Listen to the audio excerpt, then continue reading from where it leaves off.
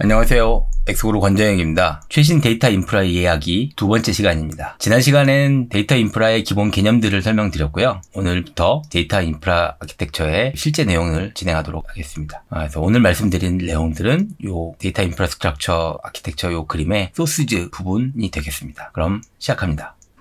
소스를 보겠습니다. OLTP 데이터베이스 via CDC. OLTP는 보통 은행 계좌에서 이체할 때를 예로 많이 들죠. A라는 계좌에서 B로 이체할 때 A에서 1,000원 빼서 B에다 1,000원 넣는 그 두 가지 오퍼레이션이 정확하게 다 일어나야지만 이체가 성립되는 거잖아요. 그것들이 하나의 트랜잭션으로 묶여서 처리돼야 되니까 그걸 처리해주는 데이터베이스를 OLTP라고 얘기합니다. 보통은 수많은 트랜잭션이 서비스에서 일어나고요. 빨리 처리를 해야 되니까 정교화된 데이터들로 처리되는 구조로 되어 있습니다. 아까 말씀드린 대로 수많은 테이블로 되어 있죠. OLTP들은. OLAP는 아까 말씀드린 데이터 분석이랑 데이터 웨어하우스에서 처리하는 거랑 비슷해요. 데이터가 많고 정교화되지 않은 데이터들을 해서 복잡한 분석 커리를 날리는 것들 OLAP라고 얘기합니다. OLTP, OLAP. 근데 CDC라는 얘기가 나와요. Change Data Capture. OLTP에서 일어나는 대부분의 행동들은 데이터가 변경되는 일들입니다. 데이터가 업데이트 되는데 그 업데이트가 일어나면 업데이트된 내용들만 체인지 이벤트를 가져다가 다른 외부 DB로 복사하는 기술이에요. OLTP DB를 다 운영하는데 OLTP DB는 트랜잭션을 기록하는 데만 집중되어 있고 그 트랜잭션 데이터를 다른 데다 쓰지 못합니다. OLTP 데이터를 가져다가 변경 부분만 뽑아내서 다른 데이터베이스로 보내주는 게 CDC, Change Data Capture예요. 이걸 통해서 OLTP의 변경분을 분석 DB로 넘겨서 처리할 수 있게 됩니다.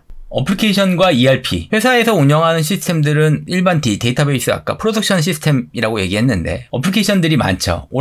오라클의 ERP가 있고 세일즈포스 CRM이 있고 넷스윗 같은 ERP가 있습니다. 넷스윗은 클라우드 ERP 중에서 1등인데 오라클이 인수했어요. 오라클은 ERP 클라우드라고 하는 원래 자체 ERP가 있었고 그걸 클라우드로 또 넘겨서 ERP라고 하면 한국어로 표현하면 전사적 자원 관리라고 하는데 회사에서 하고 있는 재무, 프로젝트 관리, 조달, 리스크 매니지먼트, 서플라이 체인 매니지먼트 등 회사에서 일어나는 모든 자원들, 인력을 포함해서 모든 것들이 일어나는 게 요 ERP에서 일어납니다. 이 데이터는 중요한 데이터 소스죠. 회사에서 일어나는 모든 일들, 변경이나 재무, 돈이 변경되거나 프로젝트가 변경되거나 리스크가 생기거나 하는 것들은 다 데이터니까 그건 데이터 소스로서 중요한 역할을 합니다. 또 하나는 세일즈포스, CRM, 커스터머 릴레이션십 매니지먼트라고 하는 도구 중에서 1등인데 세일즈포스는 고객과 관련된 모든 행동을 해주는 게 CRM이 하는 일입니다. 그래서 고객과 관련돼서 판매하거나 마케팅하거나 하는 것들을 다 처리해주는 게 CRM이 해주는 일입니다. 다양한 데이터들을 생성하게 돼요. 넷스윗은 클라우드 ERP 중에서 넘버1이었는데 오라클이 인수했습니다. 똑같이 파이낸셜 매니지먼트, 파이낸셜 플래닝,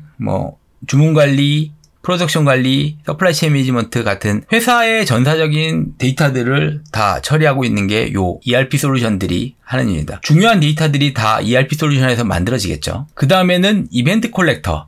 아까 어플리케이션과 ERP가 비즈니스 사이드에서 생성되는 데이터였다고 얘기하면 이벤트 컬렉터는 사용자가 만들어내는 모든 데이터를 컬렉트하는 도구들을 얘기합니다. 사용자가 만들어낸 데이터가 뭐가 있을까요? 가장 쉬운 예로 들어보면 구글 애널리틱스가 있습니다. 구글 애널리틱스는 사용자가 웹사이트에 접속해서 어떤 페이지를 보고 어떤 버튼을 클릭했고 페이지들을 어떻게 움직였고 하는 이런 내용들이 다 이벤트로 생성되어서 서버에 저장되는데 이런 도구들이 굉장히 많죠. 구글 애널리틱스가 있고 많은 사람들이 페이스북 광고 때문에 사용하는 페이스북 픽셀이 있고요. 앰플리튜드, 브레이즈, 광고 효과 측정을 하기 위한 수많은 도구들, 애드저스트나 앱스플라이어 같은 도구들이 있는데 그런 것들은 다 이벤트를 생성하고 그 이벤트를 수집하게 됩니다. 이벤트 콜렉터는 세그먼트를 쉽게 얘기할 수 있는데 세그먼트는 커스터머 데이터 플랫폼이라고 얘기를 합니다. 요 내용을 보시면 쉬울 것 같아요. 세그먼트가 없으면 아까 말한 페이스북 픽셀, 구글 애널리틱스 같은 것들이 어딘가 데이터로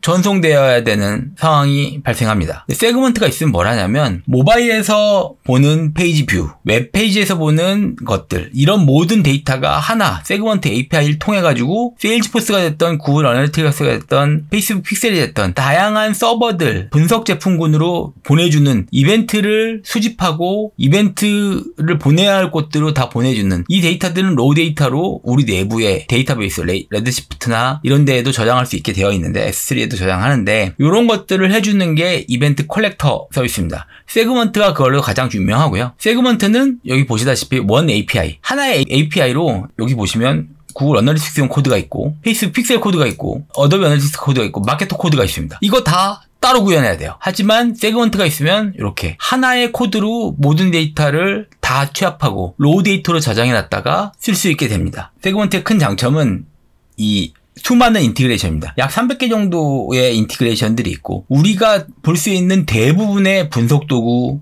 광고 도구, 광고 효과 측정 도구, CRM, 이메일 도구, 마케팅 오토메이션 도구들, 대부분의 솔루션들과 다 연결되어 있어요. 어떤 데이터를 받아와서 어디로 보낼 것이냐를 한 번에 다 처리해 줍니다. 개발자가 세그먼트 없이 한다고 하면 픽셀도 붙이고 GA도 붙이고 다 코딩을 따로 해야 되거든요. 이거를 코딩할 필요 없이 한 번에 묶어주는 게 세그먼트의 장점입니다. 세그먼트의 장점 중 하나는 새로운 도구에 연결하고 하는 것들이 별도의 작업 필요 없이 바로 된다는 거죠. 개발자가 개발할 필요 없이 그냥 세그먼트 설정만으로 새로운 분석 도구 추가가 가능합니다. 스노우플로우는 세그먼트랑 비슷한데 오픈소스로 되어 있다는 게 조금 다르고 처리하는 방식이 조금 다릅니다. 세그먼트는 가격이 유저 데이터 기준이에요. 액티브 유저가 얼마냐에 따라서 돈을 내야 되거든요. 굉장히 비쌉니다.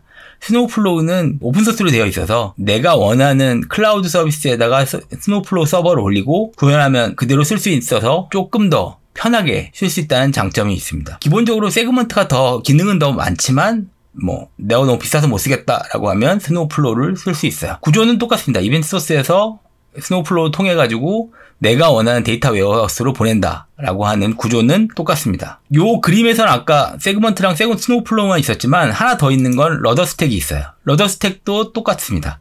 모바일과 서버 웹에서 하는 데이터를 캡처해서 처리한 다음에 다른 데스티네이션으로 보내는 기능이라서 똑같습니다.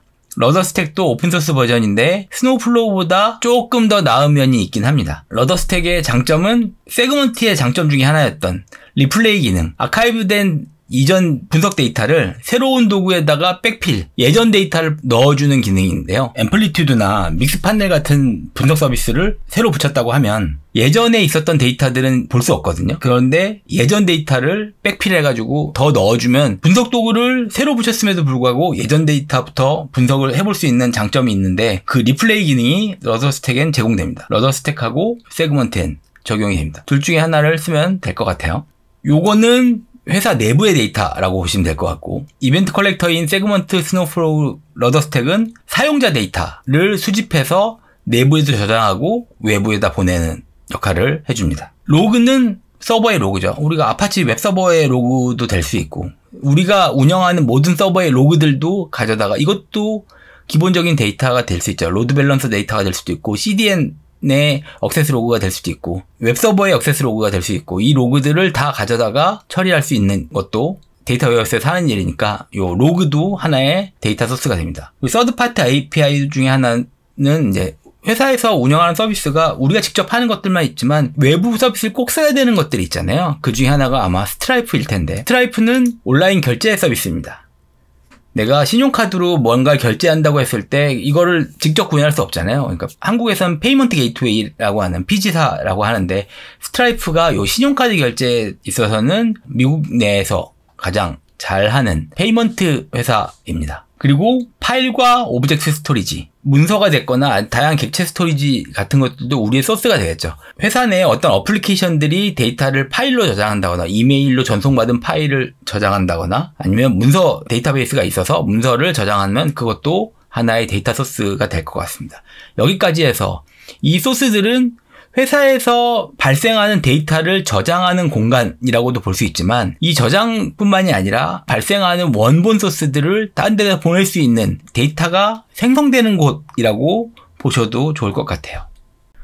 여기까지 해서 소스지에 대한 설명이 끝났고요. 다음 시간에는 인제스천 앤 트랜스포메이션, 재미난 도구들이 많은 ETL 도구들, 데이터 모델링, 워크플로우 매니저를 비롯해서 다양한 도구들을 다룰 예정이니까 좋아요와 구독도 부탁드립니다. 궁금한 게 있으면 댓글에도 남겨주세요.